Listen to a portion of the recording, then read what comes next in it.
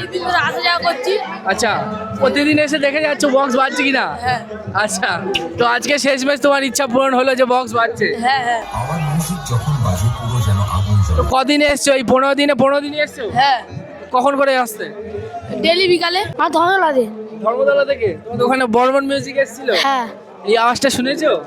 এখানে কি বক্স এসছে? পার ওই বর্মনের থেকে ভালো না বাজে? ভালোই। তাই?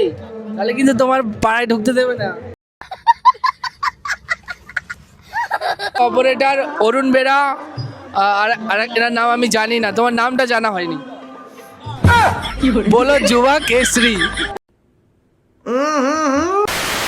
অনুষ্ঠানকে কেন্দ্র করে আর এখানে পাওয়ার মিউজিকের বক্সের সামনে এত সুন্দর স্টেজ লাইটের কাজ কিন্তু কমপ্লিট কিনা জানি না, এটা তো আর একটু ওঠার কথা। মনে হয় হয়তো এরকমই কি সমস্ত বক্স কিন্তু ওখানে রয়েছে ঢাকা দেয়া, সেগুলো কিন্তু রিটার্ন টু হোম যাওয়ার জন্য একেবারে প্রস্তুত, মেশিন সেট আপও ঢাকা দেয়া।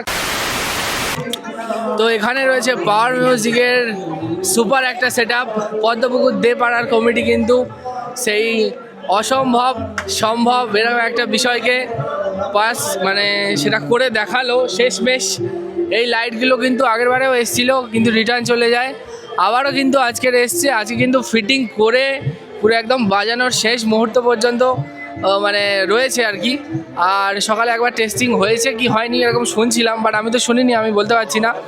তো এই সমস্ত দর্শক বেশিরভাগটাই এসছে শুধুমাত্র পাওয়ার মিউজিককে শুনতে বা পদ্মপুকুর দে পাড়ার যে পুজোটা হচ্ছে সেটাকে কেন্দ্র করে।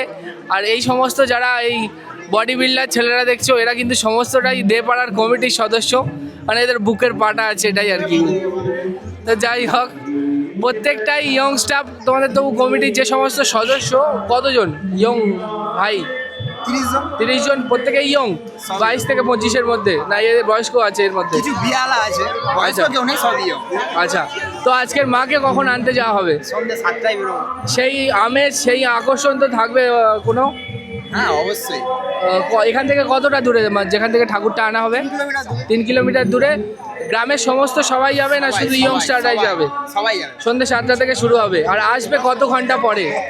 কত ঘন্টা পরে আসবে মণ্ডপে? হ্যাঁ হ্যাঁ, প্রায় 10টা বেজে যাবে। 10টা বেজে যাবে, 4-5 ঘন্টা রোড শো হবে। আচ্ছা, তো আরও অনেক ভাইরা রয়েছে। তো তোমরা এখানেই, কার এখানে বাড়ি নয়? কার এখানে বাড়ি নয়? কারোর এখানে বাড়ি নয়? কোথা থেকে এসছো? আমি এসেছি বলরামপুর থেকে। কত দূর এখান থেকে? এখান থেকে 2 কিলোমিটার। আর জানলে কি করে যে আজকের এখানে পাওয়ার মিউজিক এসছে? এখানটা আমি অনেকদিন ধরে আসা যাওয়া করছি।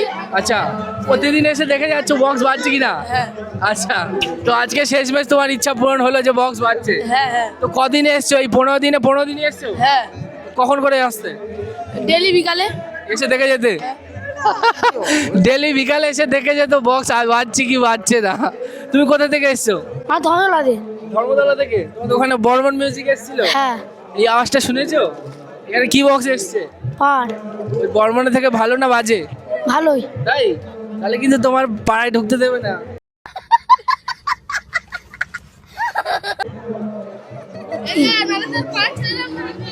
যাই হোক, তো আরও অনেক ভাইরা রয়েছে, প্রত্যেকেই রয়েছে এখানে পাশের পাড়া থেকে।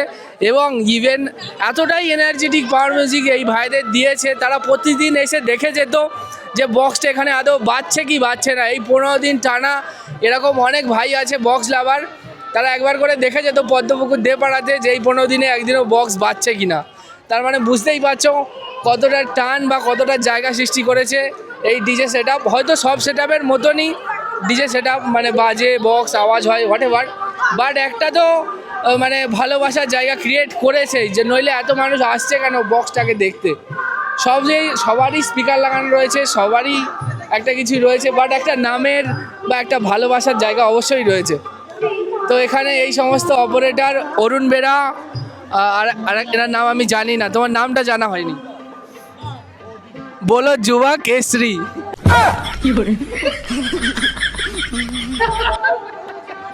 সঞ্জয়। তো ট্রেন গাড়ি চলছে ভো ভো ভো, তার সাথে কিন্তু লাইটটা উপরে উঠে যাচ্ছে।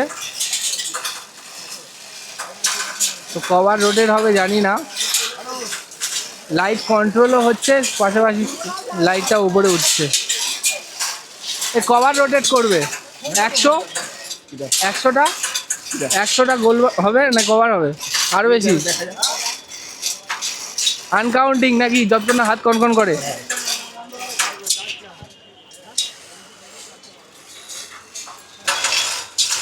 এগুলো নিচে থেকে করে করলে সুবিধা হয় নাকি এবার উপরে উঠলেও করা যায় উপরে আগে তুলে নিয়েও করা যায় তো ও